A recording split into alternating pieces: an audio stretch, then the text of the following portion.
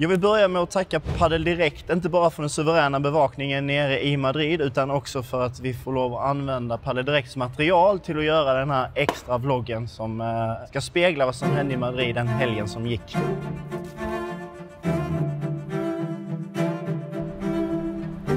Nyss hemkommen från Madrid och det var ju minst sagt en speciell helg för mig, för grabbarna och ja, kanske till och med för hela Padel-Sverige.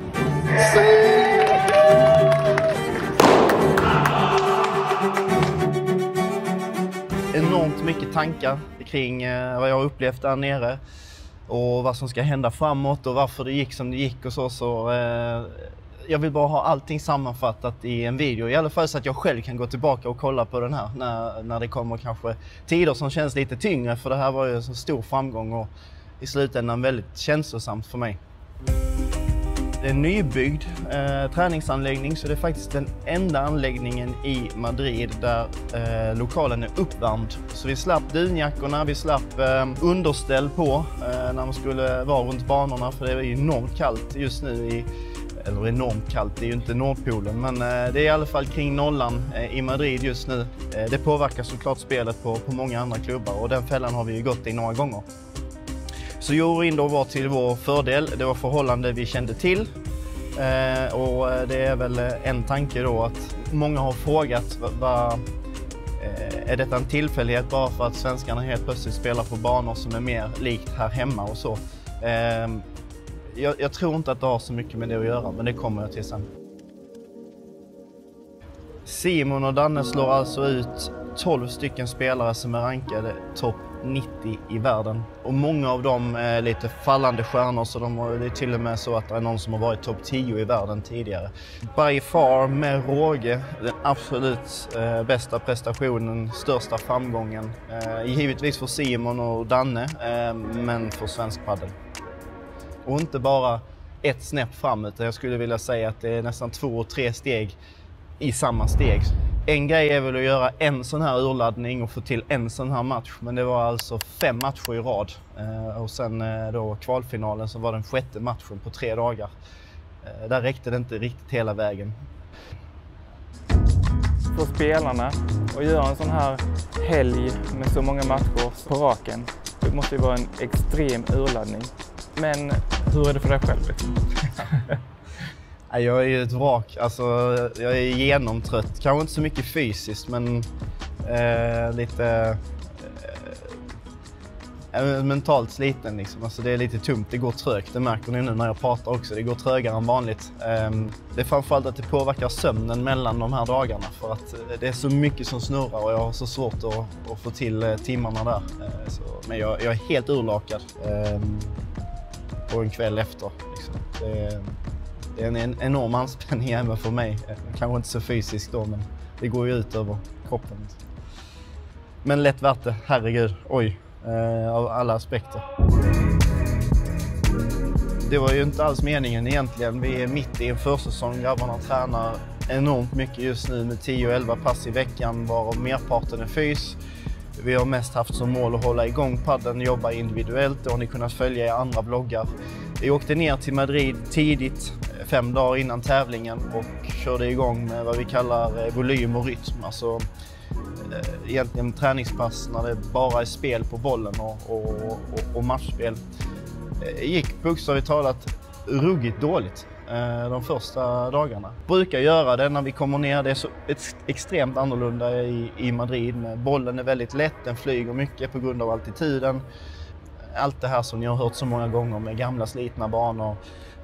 Vi fick träna med gamla bollar, bla bla bla. Men vi tog utmaningen, fick till våra 2 pass om dagen, gjorde vad vi skulle på gymmet. Och sen flög det.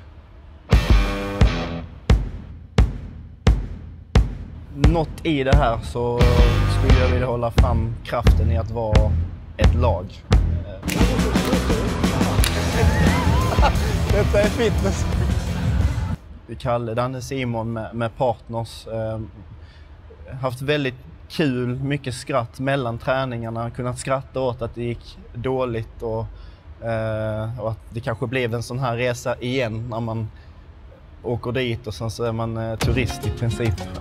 Det var mycket sånt snack i början, men vi skrattade åt det liksom och kunde vända det och hade bra diskussioner om att vi har väl varit i den här situationen innan, att det känns dåligt när vi har kommit till ett nytt ställe och tränat. Och peppar varandra, tränar med varandra, stöttar under match, före match, efter match.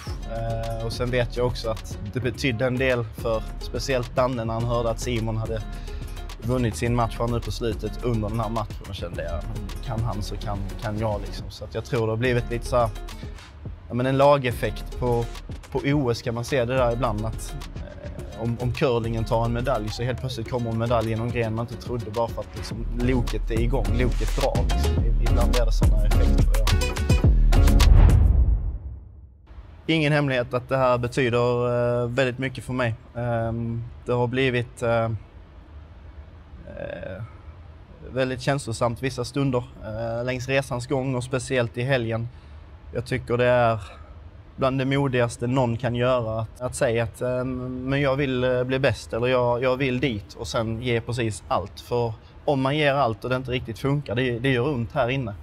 Och min roll i detta är ju att hjälpa. Vi sätter målen, vi kommer fram till vad som krävs för att ta sig dit, och sen att se grabbarna göra precis allt för att komma dit. Och när man får de här kvittorna, då är det gåshud där på rösten, och ja, som också kom ut tårar av glädje.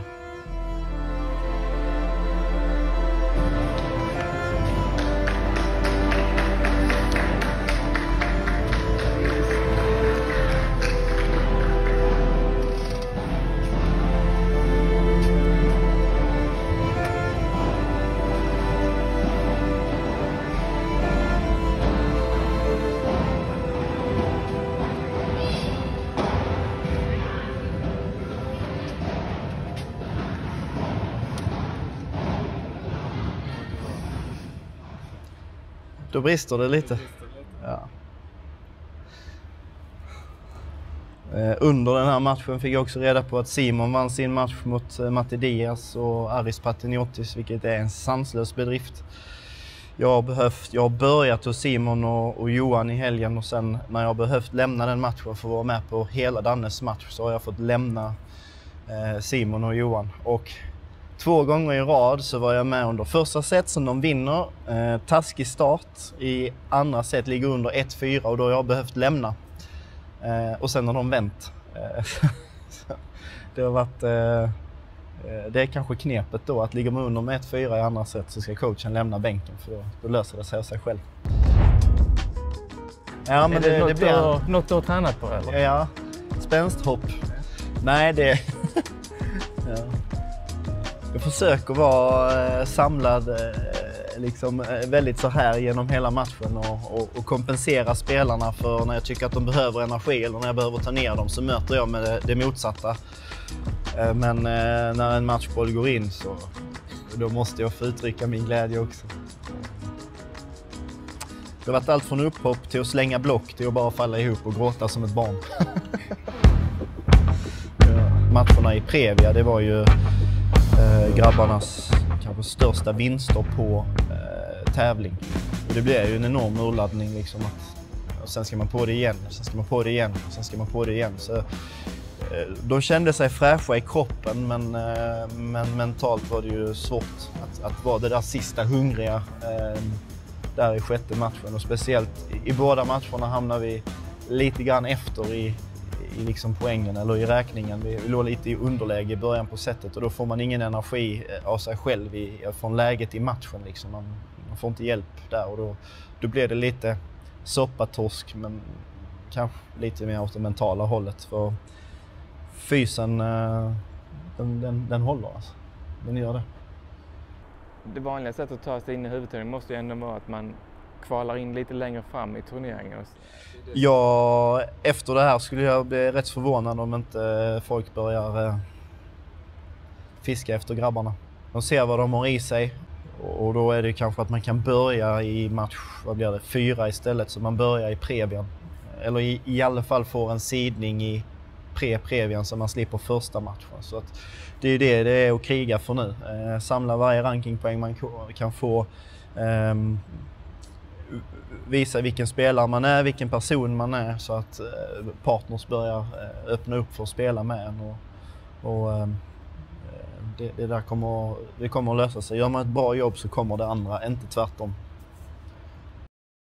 Något som har fått stå i skuggan, och det är ju faktiskt så att Kalle tillbaka som vinnare tillsammans med Ricky Martinez. De vann första omgången. Inte alls en enkel match på pappret. 2 killar som vi tränar med de 3 första dagarna i Madrid, som tränas av Manu Martin. Stör mig inte alls att jag fick en coachvinst i den matchen. Av de här spöa mentorn är alltid kul. Satt han på andra sidan också? Jajamän.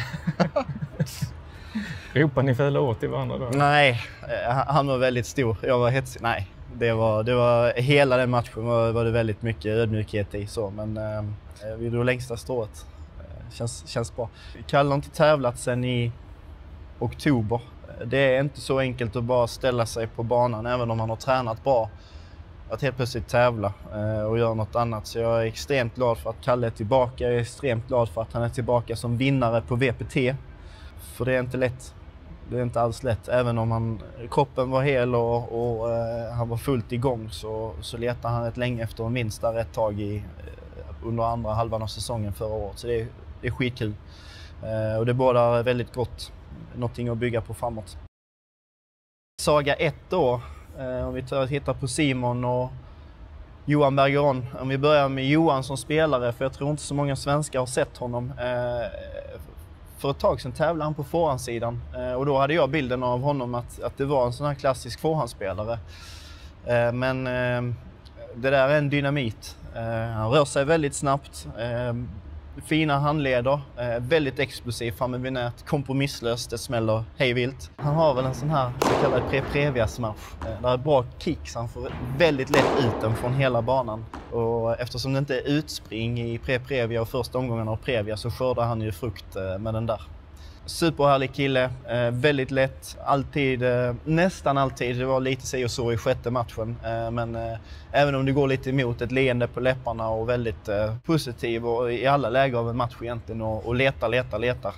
Och det var säkert därför också de fick med sig sina 3:e set. Simon, från klarhet till klarhet, skördade enormt med sin fysik. Var den som orkade smasha, han var den som orkade springa i slutet på 3:e seten och var en enorm huvudvärk för motståndarna. För det normala spelet är ju att lobba över en ganska kort kille som dessutom är högerhänt forehandspelare. Men jag tror det fanns matcher när Simon hade ut 20 smashar. Och det var precis som att de lärde sig inte. De trodde inte att han kan inte fortsätta. Men han bara fortsatte.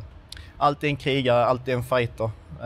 Och det är så man slår sig fram i djungeln. Så hatten av, 5 riktigt fina stabila vinster, slog ut bröderna Diaz i samma tävling. Först Godo Diaz, Godo Magic, och sen då Matti Diaz. Det är häftigt. Det är riktigt häftigt. Paret i andra rundan var inget enkelt par på något sätt. Det är en spelare som heter Pedro Vera som spelar ihop med Exe Mourinho. Pedro Vera slog ut Simon och Johan i somras på en VPT. Jättefin spelare. Men med glimten i ögat krävde han dopingkontroll på Simon och Johan efter den matchen. För de stormar planen fullständigt och det blev 6-0, 6-1. Danne Windahl, Daniel San som argentinarna kallar honom. För det har blivit ett sånt här Argentina-kollektiv nu som Danne har spelat med. Och de bor väl mer eller mindre tillsammans, de här argentinarna. Han har tävlat någon challenger med Exe Mourinho som han då mötte, eller som Simon mötte. Och sen Martin Andonino och nu då Rama Pereira. Jag vill prata lite om Rama. Vi hade väl inte riktigt sett honom. Vi hade ju goda referenser, för Martin Andonino berättar för Windahl att det kan vara ett alternativ, men han spelar på backhandsidan och aldrig tävlat på forehandsidan. Men han har någonting. Rama dök upp på måndagen när vi tränar med Manu Martins gäng. Väldigt så försiktig, lite blyg. Väldigt tacksam för att han fick vara med överhuvudtaget. Vågade knappt fråga om vi skulle ta en bild. Började rätt skakigt, men det gjorde ju sig alla killarna. Han tränade med oss och sen när vi fick vila och sätta oss i solen, då åkte han och jobbade och gav sina lektioner. Och sen börjar tävlingen ganska skakigt. Jag satt inte med Danne och Rama då. De tar med sig det där mot 2 stycken 04 med 6-4 i skilje. Där efter det så var lottningen vråltuff. Vi hade ett bra snack om det, att nu är det faktiskt bara allting att vinna. Där stod i nästa match stod en vänsterhänt spelare som har varit main draw-spelare, som har varit i huvudturneringen många gånger, som heter Micke Solbes. Och börjar lite skakigt den matchen också, men vi hittar ett sätt att vinna första set, och sen så hittar vi ett sätt att få den ena killen att kapitulera, så det blir 6-1 i andra, och då börjar Rama spela ut ordentligt. Han börjar visa vad han hade i sig. På den vägen var det en fullständig dynamit på banan. Helt plötsligt så slår han så hårt som man inte ser bollen, och i nästa skede så har han så fina händer så vi är lite i chock. Och jag hoppas verkligen att han fortsätter på förhandssidan. Jag hoppas verkligen att han får förutsättningar att spela mer tävlingar, och det ska bli spännande att ha kontakten med honom framöver. Allt annat än bortskämd, inte en sponsor, inte en logga på kläderna, så ödmjuk och så jäkla duktig. Fostrad i djungeln, bor i djungeln, tränar med spelare som är tuffa, både i attityden och i spelet. Och jag fick lära mig ett uttryck som jag gillar, och det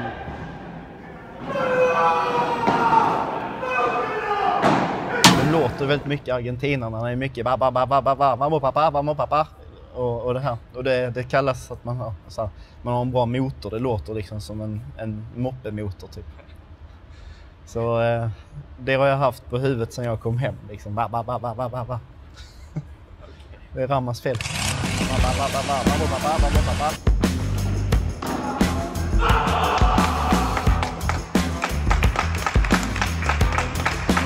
Och bredvid Rama så har ju Danne stått. Det är lätt att följa Dannes jobb och vad det har gjort. Resan fortsätter. Enormt glad för framgången. Danne gjorde ett extremt jobb, för han kände sig inte så jättebekväm med bollen och förutsättningarna egentligen förrän i kvalfinalen. Då var vi väl överens om att även om det inte gick hem så var det väl då han spelade som bäst. Och det är ju beviset liksom att vi ska inte kalla det lägsta nivå, men att inte falla för djupt när det inte känns så bra, det är så otroligt viktigt för en hel säsong och den totala resultatet för en säsong. Liksom. Topparna de är inte lätta att få, men det svåra är att hålla borta de här riktiga dipparna.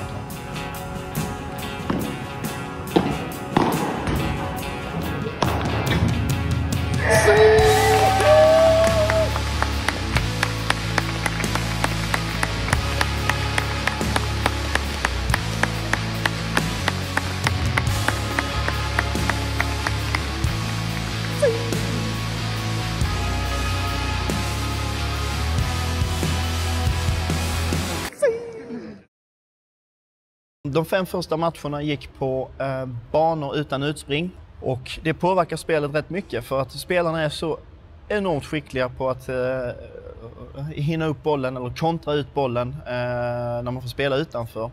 Så spelet blev mycket långsammare i den här kvalfinalen, vilket då var match 6. Och det som har tagit den fram till den där finalen i 5 matcher, det är ganska svårt att ställa om och tänka annorlunda. Jag tyckte vi gjorde det helt okej, men det är en läxa jag har med mig att prata mycket mer om det innan och prata om lösningar på det. För där märkte jag att motståndarna, de var ju med på det från boll 1. De visste hur den matchen skulle spelas, och de har varit i den situationen tidigare. De här spelarna som vi mötte har också vunnit de här kvalfinalerna många gånger och tagit sig in. Och en sån grej spelar också in, att vara i situationen. De har ju brutit den där magiska gränsen innan, så för dem är det inte så magiskt. Alltså de här spelarna som killarna har mött i helgen, de kan ju allt. Så vad är det då som gör att man slår dem? Då kommer vi till, kan vi på något sätt hitta en situation i matchen, ett typ av spel i matchen, ett slag hos motståndarna som i alla fall inte skadar oss så att vi blöder. Det finns inget som inte är jobbigt att möta, men Så får vi öppna därifrån. Sen alla spelare blir sämre och man måste röra på sig mycket. Så att under de här snabba förhållandena med 2 stycken väldigt kompetenta spelare framför sig fortfarande ha modet att spela på öppna ytor och flytta och rycka i tempo och bygga upp poängen på det sättet.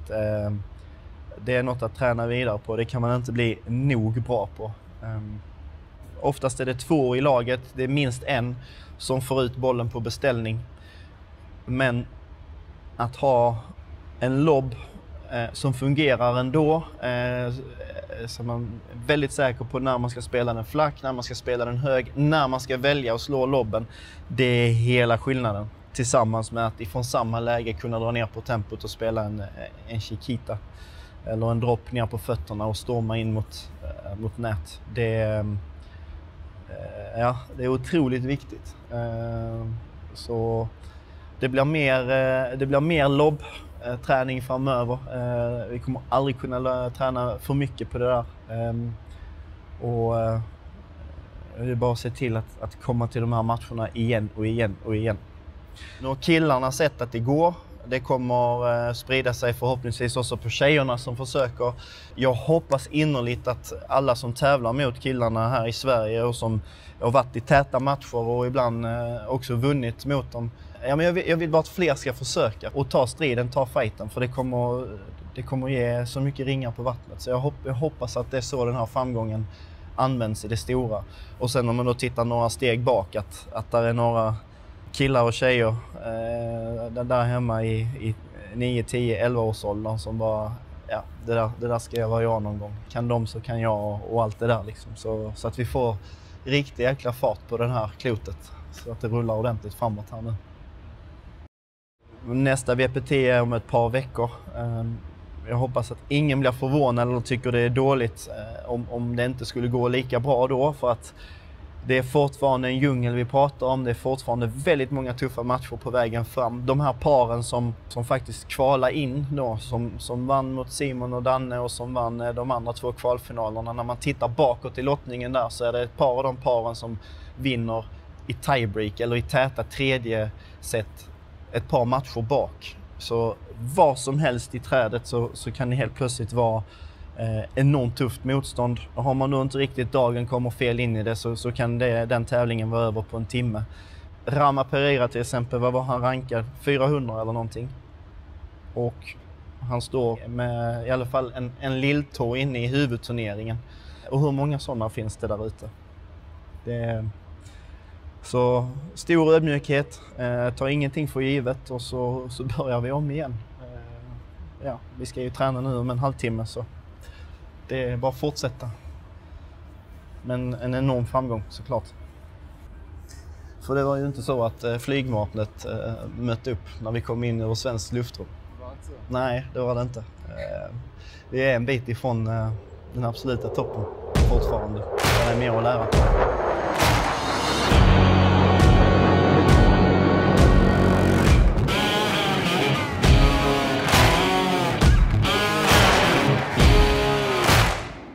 Nu får vi se. Det är ju 4 stycken förlorare i kvalfinalerna. Och om det är någon som lämnar in VO i Miami Open nu så är det ju lucky loser situation. Och då har vi ju 2 av 4 kort i leken när det ska dras.